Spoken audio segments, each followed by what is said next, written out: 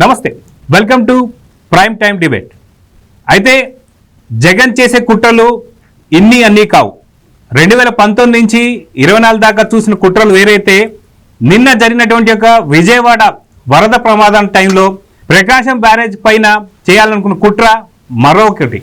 అయితే దీనిపై మనతో మాట్లాడడానికి సీనియర్ జర్నలిస్ట్ సత్యమూర్తి గారు, పొలిటికల్ అనలిస్ట్ అంకమరావు గారు ఉన్నారు. వాళ్ళిద్దరికీ స్వాగతం. నమస్తే. నమస్కారం సార్, ప్రకాశం బ్యారేజ్కి సంబంధించి మనం చూస్తే దాదాపు వాళ్ళు చేసిన కుట్ర ఇంత అంత కాదు. అయితే మనకి చాలా క్లారిటీగా అర్థమైపోతుంది అసలు ఏం చేయాలనుకున్నారు ఏంటి అనేది.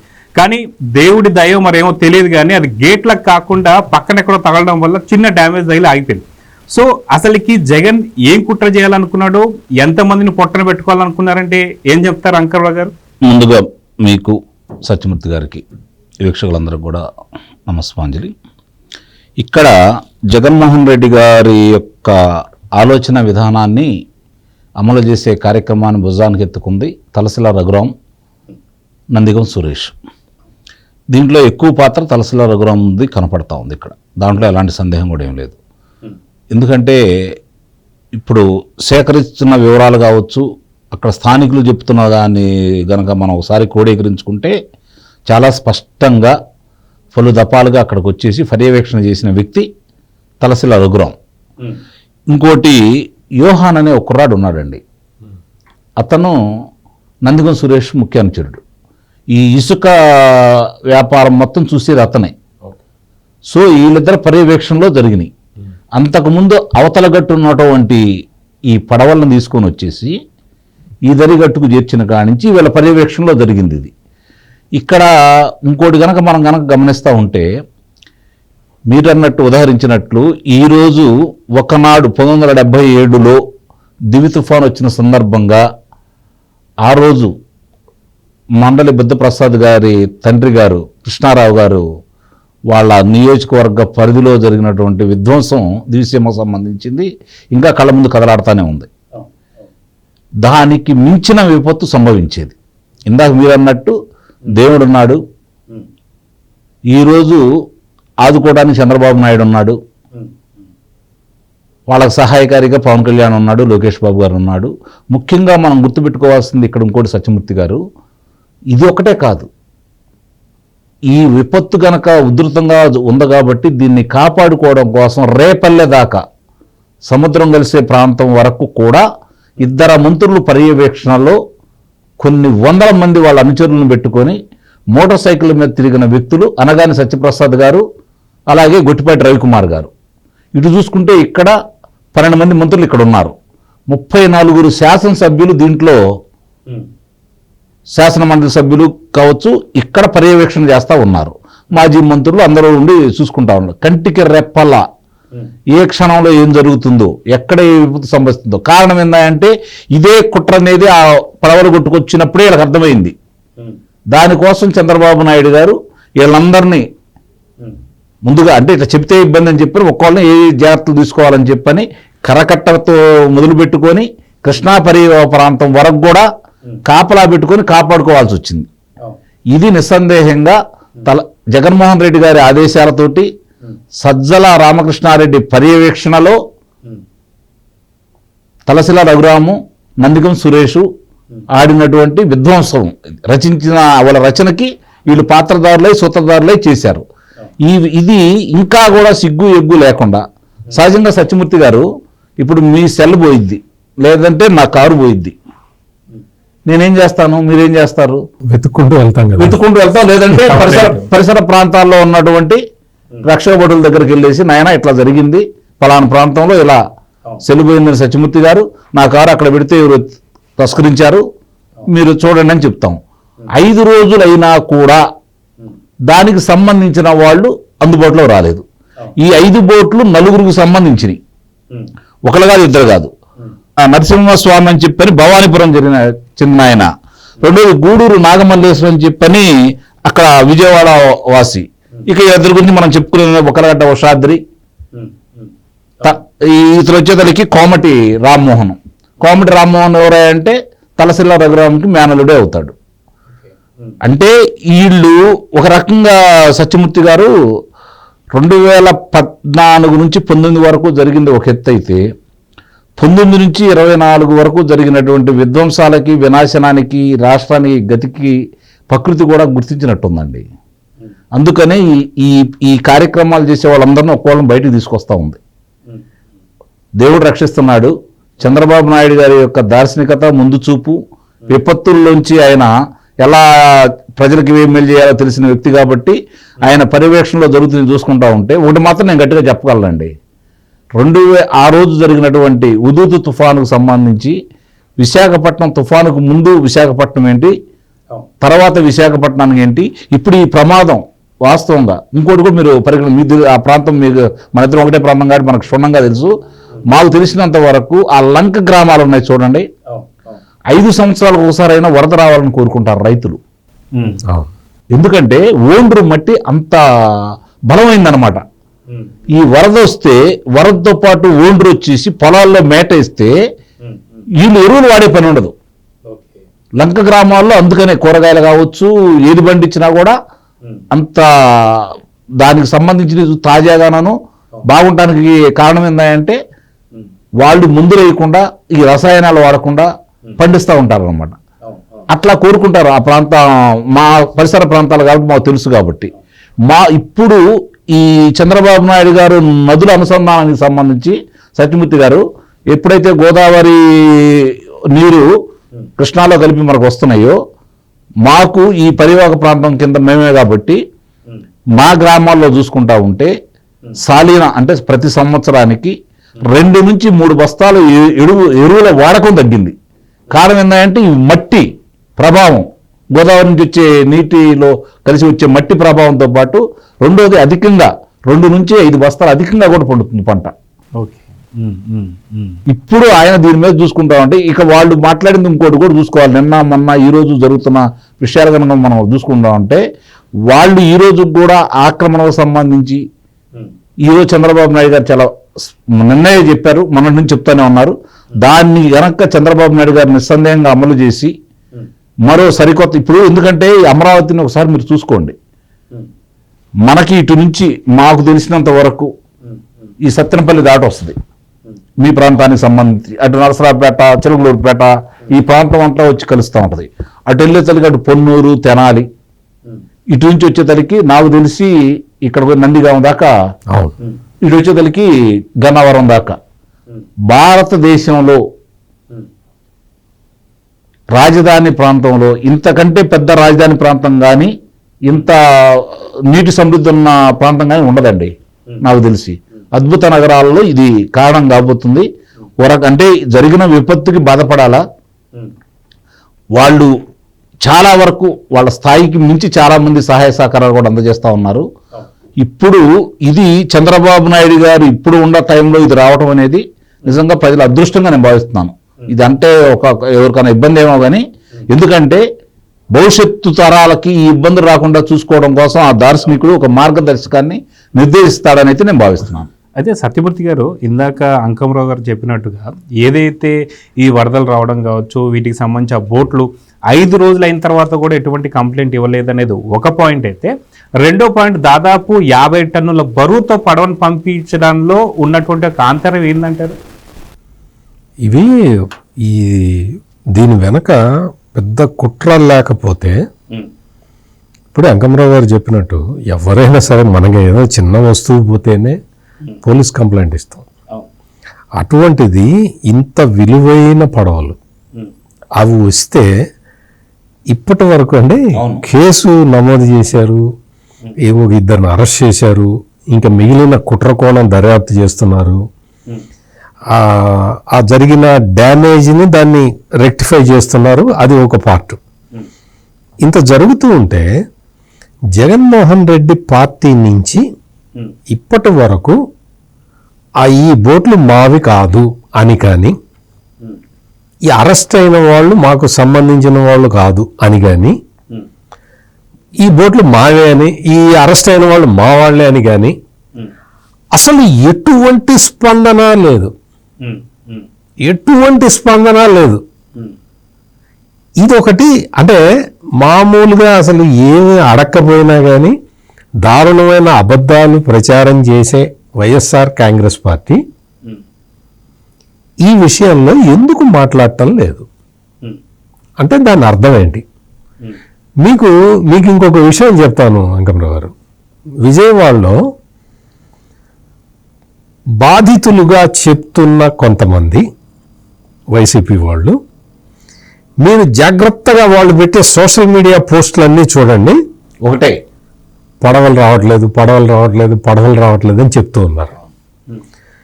మాకు ఆహారం అందట్లేదని కానీ, మాకు మా వీధిలో నీళ్లు ఉన్నాయి అవి తీసేయాలని కానీ, మా కరెంట్ రెక్టిఫై చేయలేదని కానీ ఇవి అడగట్లా. మాకు పడవలు రావట్లేదు అనే చెప్తున్నారు.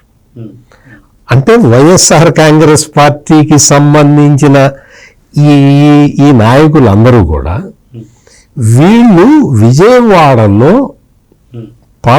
ప్రైవేటు పడవలు నడిపి విపరీతంగా డబ్బులు వసూలు చేశారు. ఇదే నందిగం సురేష్, ఇదే తలసిల్ల రఘురాము, వీళ్ళు పడవలు నడిపి ఎక్కువ డబ్బులు వసూలు చేశారు. చంద్రబాబు నాయుడు దృష్టికి ఇది వెళ్ళిన తర్వాత ప్రైవేటు పడవలు తిరగడానికి వీల్లేదు, ఎన్డీఆర్ఎఫ్ బోట్లు వస్తాయి అని చెప్పి ఎక్కడికి కావాలంటే అక్కడికి ఎన్డీఆర్ఎఫ్ బోట్లను పంపిస్తూ ఉంటే వీళ్ళ బిజినెస్ ఆగిపోయి విపరీతంగా వీళ్ళకి లాసులు వచ్చేసి వీళ్ళు పడవల్ని టార్గెట్ చేసుకొని సోషల్ మీడియాలో పోస్టులు పెడుతున్నారు. ఇది మీరు జాగ్రత్తగా, అంటే ఈ వైసీపీ వీళ్ళందరూ కూడా కొంత సైకలాజికల్గా కొంత డిస్టర్బ్ అయిన మనుషులు కాబట్టి వాళ్ళు ఎట్లా ఆలోచిస్తారు, వాళ్ళు ఎటువంటి పోస్టులు పెడితే దానికి బ్యాక్గ్రౌండ్లో ఏం జరిగి ఉంటుంది అనేది మనం చాలా విశ్లేషించుకోవాలి. అట్లా విశ్లేషించుకుంటే నాకు తెలిసిందైతే ఇది. అంటే మీరు ఇందాక అన్నట్టు కూడా ఒక బోట్ ఛార్జ్ వాళ్ళు దాదాపు 10,000 వసూలు చేస్తున్న సంగతి తెలిసిన తర్వాత నారా చంద్రబాబు నాయుడు ఖచ్చితంగా దీన్ని ఆపేయండి, వసూలు చేయకూడదు అన్నట్టు మీరు చెప్పాడు. ఇప్పుడు ఏంటి వాళ్ళకి, అందుకని చెప్పి వాళ్ళు పడవల మీద వీడియోలు చేయడం మొదలు పెట్టారు. మరి పడవల గురించి అంత బాగా తెలిసిన వాళ్ళు ప్రకాశం బ్యారేజీకి వచ్చి తగిలిన పడవల గురించి ఎందుకు మాట్లాడటం లేదు? నా క్వశ్చన్ ఇది. తీసుకొచ్చి 40 నుంచి 50 టన్నుల బరువున్న పడవలు అవి, మామూలు ఏవో ఇది కాదు.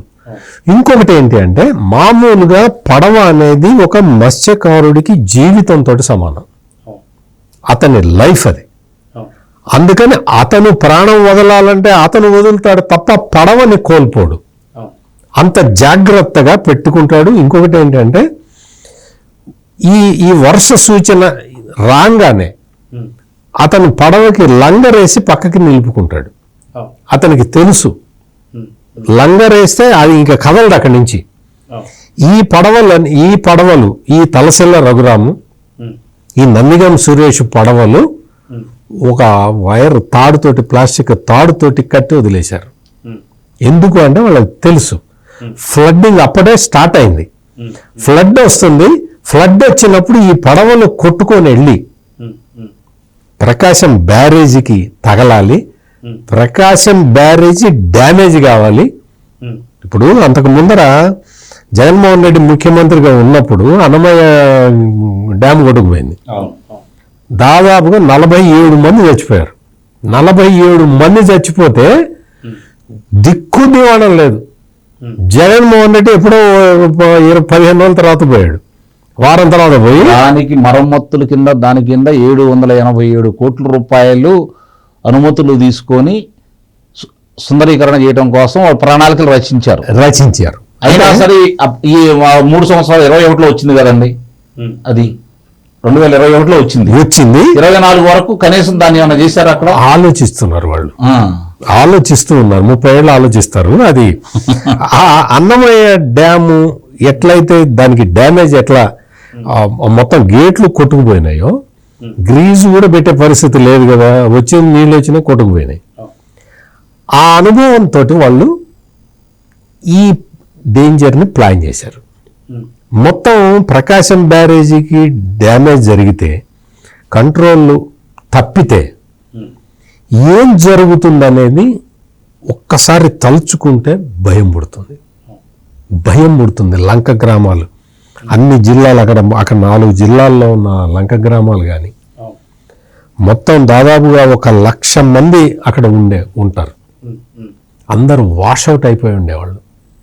11 లక్షల క్యూసెక్కుల వరద నీరు వస్తూ ఉన్నది కృష్ణానదికి. ఇదే కాకుండా దాదాపుగా 10 నుంచి 12 లక్షల మంది రైతులు ఇబ్బంది పడి ఉండేవాళ్ళు. మొత్తం కోలుకోలేని దెబ్బ తగిలి ఉండేది. ఇందాక అంకమరావు గారు చెప్పినట్టు దివిసీమ తుఫాను కన్నా భయంకరమైన పరిస్థితి అదే కావాలని కోరుకున్నారు వాళ్ళు. ఈ ప్రకాశం బ్యారేజీకి డ్యామేజ్ చేసి ఉంటే మనకి అక్కడ కనపడేది, సాక్షాత్కరించేది. 1977లో వచ్చిన దివిసీమ తుఫాను నష్టాన్ని మామూలు మేము కళ్ళారా చూసిన మనుషులుగా మాకు ఇంకా కళ్ళల్లో మెదులుతూనే ఉంటుంది. మాకు నేను అప్పటికి ఇంకా ఇంటర్మీడియట్లో ఉన్నా. మేము అక్కడికి వెళ్ళి ఎన్ఎస్ఎస్ తరఫున వాలంటీర్గా పనిచేసి వచ్చిన వాళ్ళం. అంటే ఎందుకు చెప్తున్నానంటే అంత డివాస్టేషన్కి ప్లాన్ చేశాడు వీళ్ళందరూ కలిసి. అంత డివాస్టేషన్ చేసి మొత్తం విధ్వంసం చేసి దాని నుంచి చంద్రబాబు నాయుడు ప్రభుత్వాన్ని బదనాం చేసి డిఫేమ్ చేసి ఇక్కడ వాళ్ళు మీరు గమనిస్తే ముందు నుంచి చంద్రబాబు నాయుడు ఎన్నికైన 14 రోజులకే ఈ ప్రభుత్వాన్ని రద్దు చేసి రాష్ట్రపతి పాలన పెట్టాలని చెప్పి అడిగాడు కదా. అంటే జగన్మోహన్ రెడ్డి మనసులో ఇదే ఉంది, ఈ ప్రభుత్వాన్ని ఎట్లా డిస్టెబిలైజ్ చేయాలి. మామూలుగా అయితే కుదరదు కదా, 164 మంది ఎమ్మెల్యేలు గెలిచారు, ఇతనికి వచ్చిన 11, ఎట్లా డిస్టెబిలైజ్ చేస్తాడు. అందుకని ఇటువంటి ప్లానింగ్ చేసుకుంటూ ఉన్నాడు. ఇటువంటి ప్లాన్ చేసి మీకు ఈ పడవలు AP4 MSB 0022, AP4 MSB 0017, AP4 MSB 0023 ఈ రిజిస్ట్రేషన్ ఉన్న బోట్లు అన్ని వీళ్ళవే. ఈ తలసెల్ల రఘురామ్వి, నందిగం సురేష్వి. ఇది మొత్తం ఒక్కొక్క బోటు 50 లక్షల పైనే ఉంటుంది. అంటే మొత్తం 2 కోట్ల రూపాయల ప్రాపర్టీ ఇది. మరి ఎవరు ఎందుకు క్లెయిమ్ చేయట్లేదు? ఈ వైసీపీ నాయకులు ఎందుకు క్లెయిమ్ చేయట్లేదు? వాళ్ళు కుట్ర పన్నకుండా మామూలుగా వచ్చి బోట్లు తగిలినట్టయితే, అంటే ఇది ప్రమాదవశాత్తు జరిగిన సంఘటన అయి ఉంటే, అయ్యా మా బోట్లు ఇవి, మేము అక్కడ లంగరేసుకొని ఉంటే అవి కొట్టుకొచ్చినాయి, మా తప్పు లేదయా అని చెప్పి వచ్చేవాళ్ళు. ఎవ్వరూ కూడా బోటును వదులుకోరు. అంటే దాదాపు 2 కోట్ల రూపాయల విలువ చేసే బోట్లని ఎవరు వదులుకుంటారు? వీళ్ళు వదులుకున్నారు, వీళ్ళు క్లెయిమ్ చేయటం లేదు అంటేనే వీళ్ళు కుట్ర చేసి ఇది వదిలారు. మీకు ఎంత ఎంత ఎంత అదృష్టవంతులు అంటే ఆంధ్రప్రదేశ్ ప్రజలు. మీకు అక్కడ కౌంటర్ వెయిట్ పియర్స్ అంటారు వాటిని, ఆ స్తంభాలకి దానికి వచ్చి పడవచ్చి తగిలితే 40-50 టన్నుల పడవచ్చి తగిలితే పియర్లు లేచిపోయినాయి, మొత్తం అందులో ఉన్న ఇది లేచిపోయింది. వాటిని మళ్ళీ రీఎన్ఫోర్స్మెంట్ చేస్తున్న రాత్రి మగళ్ళు పనిచేసి దాన్ని మొత్తం కౌంటర్ వెయిట్లు తయారు చేసి పెడుతూ ఉన్నారు. పెట్టేశారు, ఆల్రెడీ అయిపోయింది. అంటే ఇవన్నీ ఏమి జరగలేదు కాబట్టి మనం ఇప్పుడు స్టూడియోలో కూర్చొని మాట్లాడుకుంటున్నాం. లేకపోతే నేను ఏదైతే 1977లో వెళ్ళి వాలంటీర్గా పనిచేసి అక్కడున్న దీన్ని వరద సహాయ కార్యక్రమాల్లో పార్టిసిపేట్ చేశాను. ఆ విధంగా ఇప్పుడు మనం వెళ్ళి, అంటే మనం ఉంటే వెళ్ళి చేయాల్సి వచ్చేది. అంత బాధాకరమైన సిచ్యుయేషన్, అది తలుచుకుంటేనే భయం పుడుతుంది. అటువంటి భయానకమైన ఇన్సిడెంట్ని ఈ Jaganmohan Reddy and company plan చేశారు. ఇప్పుడు వాళ్ళు గెలవలేదు, వాళ్ళు గెలవకపోతే ప్రజల మీద ఇట్లా కక్ష తీర్చుకుంటారా? ఇంత దారుణంగానా? ఈ విధమైన చర్యలు నిజంగా కూడా రాష్ట్ర ప్రభుత్వం దీన్ని సీరియస్గా తీసుకున్నది. ఇప్పటికి అరెస్ట్ చేశారు, కానీ ఇంకా ఈ కుట్ర వెనుక ఎవరెవరు ఉన్నారు, పాత్రధారులు ఎవరున్నారు అనేది కంపల్సరీగా నేను చూడాలి, పబ్లిక్లో పెట్టాలి. వీళ్ళకి ఈ ఈ ఈ పడవల యజమానులే కాకుండా ఈ పడవల యజమానులను ఎవరు గైడ్ చేశారు, ఇట్ ఈస్ క్లియర్ కట్గా మనకి ఇప్పటివరకు కనపడుతున్నది. దాన్ని ఎస్టాబ్లిష్ చేసి దీన్ని న్యాయపరంగా దీన్ని పరిష్కరించాల్సిన ఆవశ్యకత అయితే కనపడుతున్నది. అయితే మనకి బార్డర్లో చూసుకుంటే అంకంరావు గారు, మనకి ఉగ్రవాదులు ఉంటారు, వాళ్ళని వేరేస్తానికి మనకి జవాన్లు ఉంటారు. కానీ మొన్న చూసుకుంటే చంద్రబాబు నాయుడు గారు కూడా ఏదైతే బుడమేరుకు సంబంధించినంత అక్కడ పరిసర ప్రాంతాల్లో పెట్రోలింగ్ చేయించాల్సి వస్తుంది అంటే ఎలాంటి కుట్రలు చేస్తారో అర్థం కావట్లేదు. అంటే వీళ్ళు ఉగ్రవాదుల కన్నా సరే చాలా ఘోరంగా, ఉగ్రవాదులు ఒకరిని టార్గెట్ చేసుకుంటూ వెళ్తుంటారు, ఒక టీంనో లేకపోతే కొంతమందినో. కానీ వీళ్ళు అనుకుంటున్నటువంటి చేయాలనుకుంటే ఆ బుడమేరు దగ్గర ఉన్న దాని దగ్గర నుంచి వీళ్ళు పెట్రోలింగ్ చేస్తూ పోతుంటే ఎంతవరకు మనం కాపాడాల్సి, అసలు బుడమేరు కాదు జగన్ గారు, ఇందాక అంకమరావు గారు చెప్పింది అదే. ఇటు రేపల్లె వరకు ఇటు మొత్తం వీళ్ళందరూ కూడా ఎమ్మెల్యేలు మంత్రులు వాళ్ళ మనుషుల్ని పెట్టి వాళ్ళు మోటార్ సైకిల్ మీద తిప్పి గన్లు కొట్టకుండా కాపాడుకున్నారు. అన్ని ప్రతి కాలం మీద వీళ్ళు కాపులో ఉన్నారు. ఇప్పుడు సత్యమూర్తి గారు, బుడమేరుకు సంబంధించి కూడా అనుమానం వ్యక్తం ఇప్పుడు జరుగుతూ ఉంది. రెండోది ఏంటంటే గత 5 సంవత్సరాలు ఇలాంటి కార్యక్రమాలు జరిగితే తప్ప విపత్తు జరిగితే 10 రూపాయల నష్టం వస్తే కేంద్రం సహాయం చేస్తే మీ బోటాళ్ళు నా బోటాళ్ళు ప్రభుత్వానికి ఇస్తే దాంట్లో కూడా కొట్టేసే కార్యక్రమాలు పెట్టుకున్నందువల్లే వాళ్ళు ఇలాంటి కార్యక్రమాలు జరగాలని కోరుకుంటున్నారు. ఒకటి గమనించండి, నిన్నటి రోజు చూసుకుంటా ఉంటే ఆనాడు చంద్రబాబు నాయుడు గారు సంవత్సరం క్రితం ఏ విధంగా అదుపులో తీసుకున్నారో వాళ్ళ వివాహ దినోత్సవ సందర్భంగా కూడా చేయాలనే తలంపుతోటి ఆయన ఇంగ్లాండ్ వెళ్ళినప్పుడే ఎత్తేసారన్నట్టు మాట్లాడాడు ఆయన. ఇప్పుడు కూడా అదే కుట్ర పన్నారు కాబట్టి ఆయన ఇంగ్లాండ్ వెళ్దాం అనుకున్నాడు. ఇక్కడ అది అనుకున్న రీతిలో జరగలేదు కాబట్టి ఆగిపోయాడు. ఇది మీరు బాగా గమనించుకోవాలి.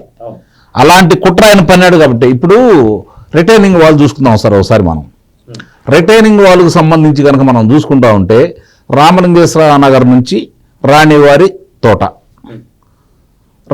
తోట నుంచి మామూలుగా కనకదుర్గమ్మ వారి వరకు ఒకటి, తర్వాత పద్మా గేట్ నుంచి మళ్ళీ కనకదుర్గమ్మ వారి వరకు 3 విధాలుగా 3 ఫేజ్లో చేయాలని చెప్పని 2.8 కిలోమీటర్లు తెలుగుదేశం ప్రభుత్వం ఉండగా 192 కోట్ల రూపాయలు విడుదల చేస్తే దాని ద్వారా 2.25 కిలోమీటర్లు పూర్తి చేశారు. అది మొన్న వీళ్ళు వచ్చిన తర్వాత చేసిన దాంట్లో ఆ ఎత్తు కట్టనందువల్ల నిన్న చూశాను నేను, అది మేము ప్రత్యక్షంగా చూడటం కూడా జరిగింది.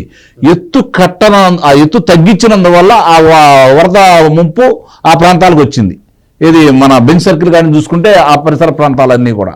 అంటే ఇలాంటి కుట్రలు పన్నారు కాబట్టి నిస్సందేహంగా వీళ్ళకున్న సమాచారం మొన్న అన్నమాట ఊరకనరు. చంద్రబాబు నాయుడు గారి నోట్లోంచి ఒక మాట బయటకు వచ్చింది అంటే 1కి 10 సార్లు ఆలోచించుకొని నిజ నిర్ధారణ చేసుకున్న తర్వాతే మాట్లాడతాడు ఆయన. ఆయన కూడా చెప్పాడు అంటే ఇది ఇలాంటి పథక రచన వాళ్ళు చేశారు కాబట్టి ఈరోజు దాని జాగ్రత్త కోసం 10 కిలోమీటర్లకు ఒక మంత్రి గారి పర్యవేక్షణ, అలాగే మామూలుగా ఈ పోలీసులకు సంబంధించి కావచ్చు మిగిలిన అందరం పెట్టుకొని, అలాగే ఇందాక మీరు చెప్పినట్టు పడవల మీద కూడా వ్యాపారం చేసి, ఇందాక నేను ఇప్పుడు చెప్పాను కదా నేను, ఇలాంటి విపత్తులు సంభవిస్తే దాంట్లోంచి కూడా సంపాదించుకోవడం గురించి ఆలోచిస్తారు వాళ్ళు. వాళ్ళకి ఏంటంటే ఏదో విధంగా జన నష్టం, ప్రాణ నష్టం జరగాలి. జన నష్టం కూడా కాదు, ఆస్తి నష్టం కూడా కాదు, ప్రాణ నష్టం జరిగితే తప్ప వాళ్ళు తృప్తిగా ఉండదు. రాజకీయాలు అలానే చేయాలని కోరుకుంటా ఉంటారు. ఇప్పుడు అంటే నా ఉద్దేశం సత్యమూర్తి గారు, ఈ ప్రభుత్వం ఇలాంటి ఉపద్రవం భవిష్యత్తులో కూడా ఆలోచించకుండా ఉండాలి అంటే ఏ విధమైనటువంటి కఠిన చర్యలు తీసుకోవాలి అంటే రాజకీయ ప్రమేయం అంటూ ఉంటే దీంట్లో ఆ రాజకీయాలకు సంబంధించిన వ్యక్తుల కుటుంబాలు భవిష్యత్తులో కూడా పిల్లలతో సహా ఏ స్థానిక సంస్థల్లో కావచ్చు ఎలాంటి ఈ ఎన్నికల్లో కూడా పాల్గొనకుండా అలాంటి చట్టం తీసుకురావాలండి. అప్పుడు కానీ ఒళ్ళు దగ్గర పెట్టుకోరు ఈ రాజకీయ నాయకులు కూడా. రెండోది అధికారులు. ఇక్కడ అధికారుల గురించి కూడా మనం ప్రస్తావించుకోవాలి. ఇదే అధికారులు చంద్రబాబు నాయుడు గారికి వ్యతిరేకంగా పనిచేసి ఆయన అదుపులో తీసుకున్నటువంటి అధికారులు కూడా ఈ సహాయ కార్యక్రమాల్లో దూరంగా పెట్టినా కూడా వాళ్ళని కూడా నిందించడం కూడా జరిగింది కదా. ఆహార పొట్లాలు కూడా అందించలేని దుర్మార్గులు వీళ్ళు. ఆహార పొట్లాలను కూడా సరైన సమయంలో స్పందించకుండా పంపించకుండా ఆలస్యం చేసినటువంటి దుర్మార్గులు కూడా ఉన్నారు అక్కడ. అంటే అక్కడ కూడా ఖచ్చితంగా ఈ చెడ్డ పేరు రావాలి, రావాలి, ప్రభుత్వానికి చెడ్డ పేరు రావాలి, ప్రాణహాని జరగాలి. వాళ్ళు కోరుకున్న విధంగా జరగలేదు. అందువల్లే ఆయన లండన్ ప్రయాణం కూడా వాయిదా వేసుకున్నాం. సహజంగా సార్ మీరు నేను మన కదా వెలుసుబాటు కలగజేస్తే సంవత్సరం అంటే చాలా ఎక్కువ సమయం కదా, 25 రోజులు అవకాశం ఇచ్చారు కదా, సంవత్సరం సిబిఐ కోర్టు సంవత్సరానికి ఇస్తానంది కదా అది పాస్పోర్ట్కి సంబంధించి. ఇంకేంటండి నొప్పి? 5 సంవత్సరాలు ఎందుకు కోరుకున్నారు? ఇక్కడేం జరగలేదు కాబట్టి, దాన్ని పక్కదారి మళ్లించాలి కాబట్టి. అంటే చాలా స్పష్టంగా వాళ్ళ యొక్క మనోభావాలు, వాళ్ళ మనస్తత్వాలు ఇప్పుడు ప్రజలకు క్షుణ్ణంగా అర్థమైంది. ఎన్నికల ముందు ఒక 70% మందికి అర్థమైతే ఎన్నికల తర్వాత 30% ఇటు కౌడు కట్టిన వాళ్ళు ఉంటారు, 10%, 15%.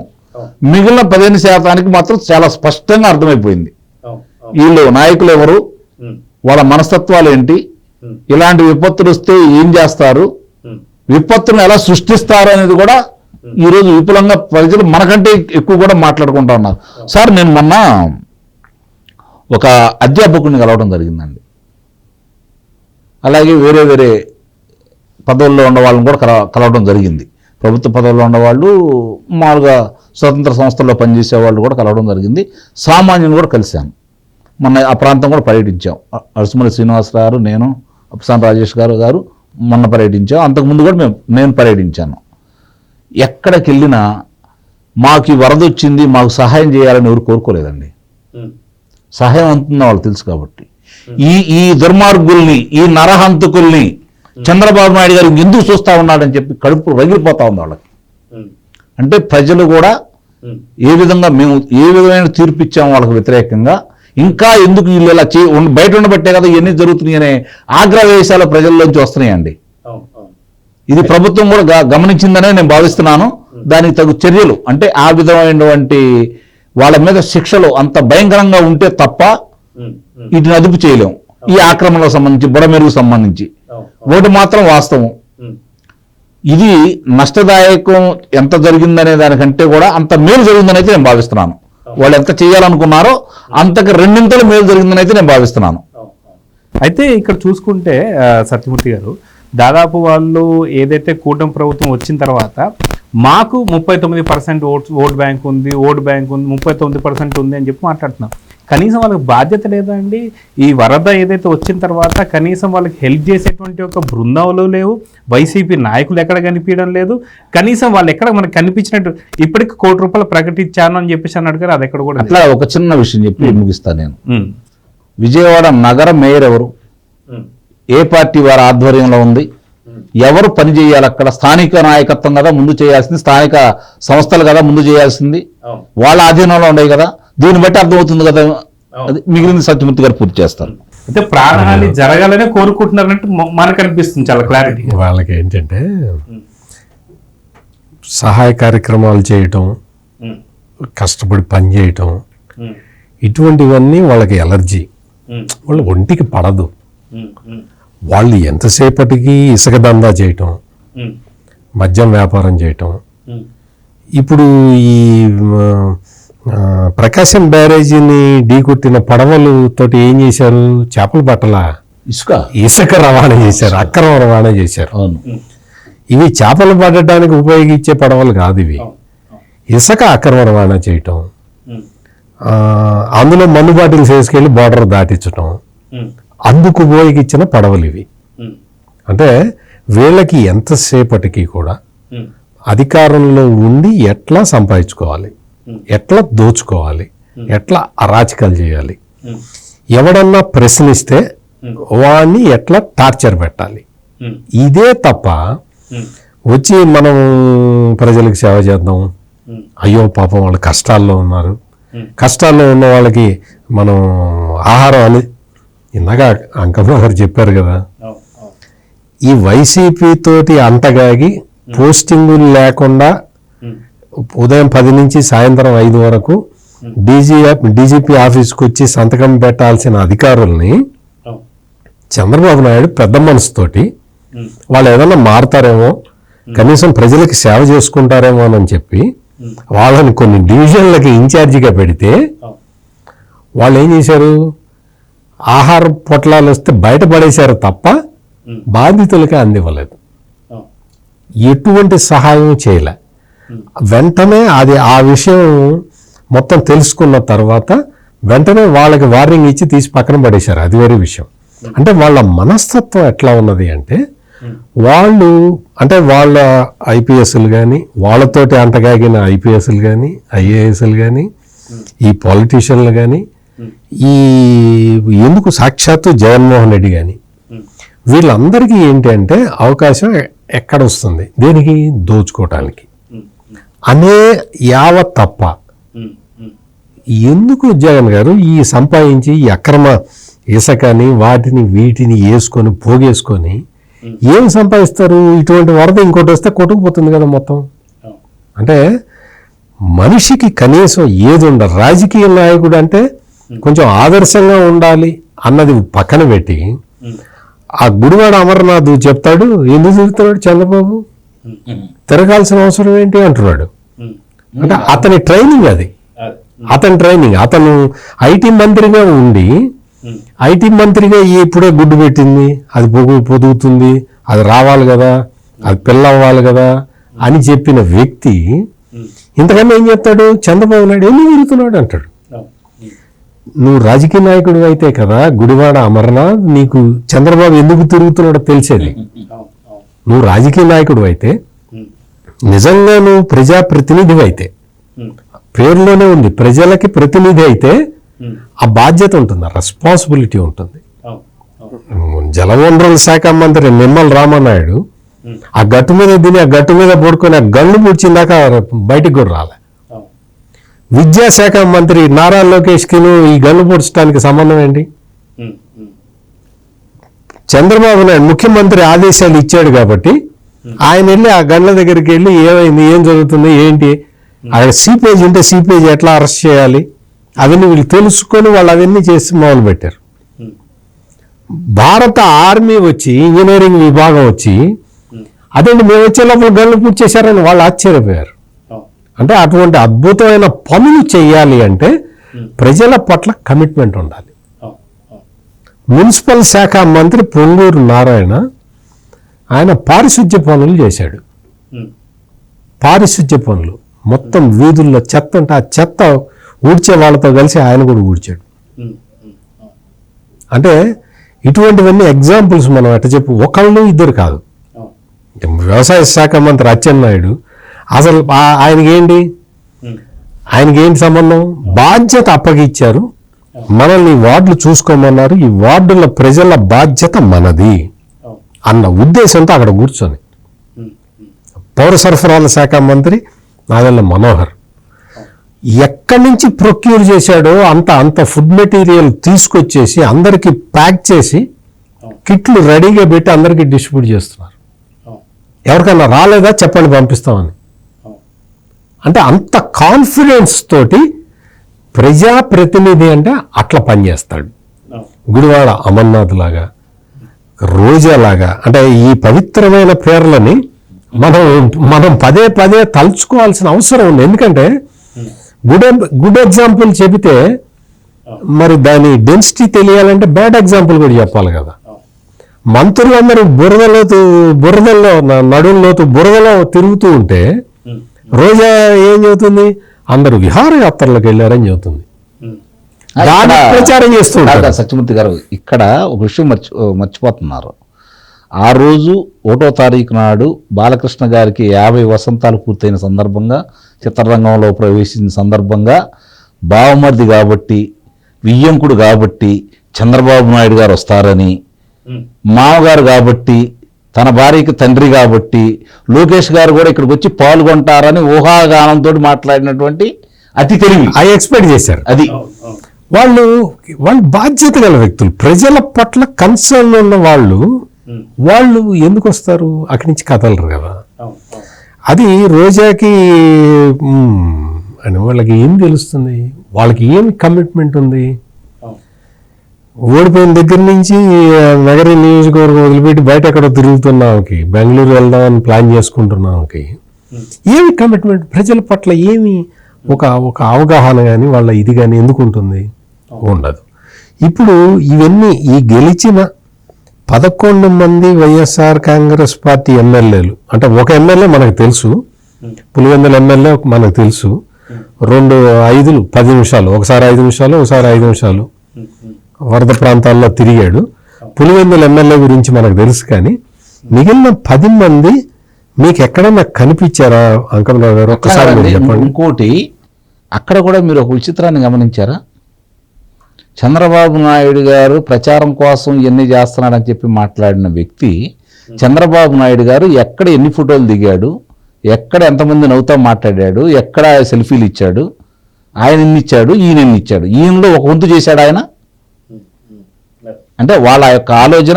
ఎందుకంటే ఇది ఎందుకు చెబుతున్నాను అంటే, గతంలో కూడా మాకు విపరీతంగా వచ్చారని చెప్పి ప్రచారం చేసిన దాంట్లో పరామర్శకు వెళ్ళిన సందర్భంగా వాళ్ళు ఉండేది 100 మంది అయితే వీళ్ళెమ్మటి వెళ్ళిన వాళ్ళు 200-300 మంది. అట్లా ప్రణాళిక రచించుకుంటూ మాకు ఇంకా జనం ఉండాలని చెప్పుకోబట్టి తటస్థులడు మొగ్గే విధంగా వాళ్ళు ప్రణాళిక రచించుకుంటున్నారు. కానీ ఇక్కడ అర్థమైపోయింది, ఇందా సత్యమూర్తి గారు చెప్పినట్లు మాట్లాడిన వాళ్ళు వాళ్ళ గురించి, పడవల గురించి మాట్లాడారు కదా, మామూలుగా సహాయ సహకారాలు అందే దాని గురించి కాకుండా, ఆహారం గురించి కాకుండా పడవలు మాట్లాడినప్పుడే వాళ్ళు ఏ విధంగా తర్ఫీదు ఇచ్చారో అర్థమైపోయింది. కాబట్టి ఇక్కడ కూడా ప్రజలు చాలా క్షుణ్ణంగా గమనిస్తున్నారండి. ఇందాక నేను చెప్పినట్టు నాకు తటస్థించిన వాళ్ళు కావచ్చు, నేను వెళ్ళిన ప్రదేశాల్లో కావచ్చు, ప్రజలు కసితో రగిలిపోతున్నారు. ఒక ఇదేంటంటే వైసీపీ ఒక కొత్త నేరేటివ్ని ప్రజల్లోకి పంపిస్తున్నది. ఏంటి అంటే, మేము చంద్రబాబుకి ఓట్లు వేసాం కదా ఎన్నికల్లో, ఇప్పుడు అనుభవిస్తున్నాం అని డైలాగుని వాళ్ళు ఖాయం చేసి ప్రజల్లోకి వదులుతున్నారు. అంటే ఏంటి, తెలుగుదేశానికి ఓటేసిన ఓటర్లు ఇప్పుడు పశ్చాత్తాపడుతున్నారు అనేది ఒకటి పంపించాలి.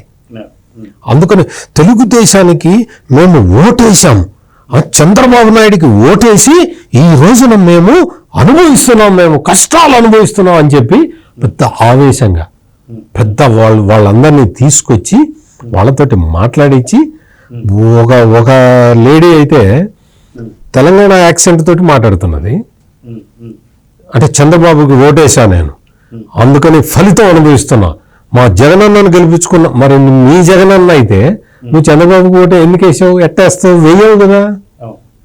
అంటే ఇటువంటి లాజిక్లు కూడా మర్చిపోయి సోషల్ మీడియాలో విపరీతమైన ఒక చండాలపు క్యాంపెయిన్ని నడుపుతున్నాడు జగన్మోహన్ రెడ్డి. ఈ విషయం అక్కడ ప్రజలందరూ కూడా అర్థమైపోయింది.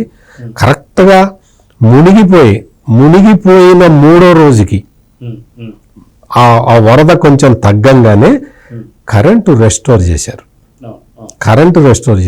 9వ రోజుకి ఇంటికి కూరగాయలు పంపించారు. 8వ రోజు నుంచి ఫైర్ ఇంజన్లు పెట్టి ఇల్లు క్లీన్ చేయించారు.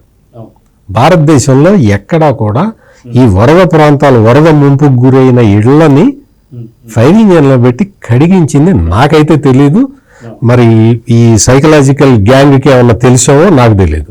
అయితే 3 నెలలు అవుతుంది కూటమి ప్రభుత్వం వచ్చిన తర్వాత.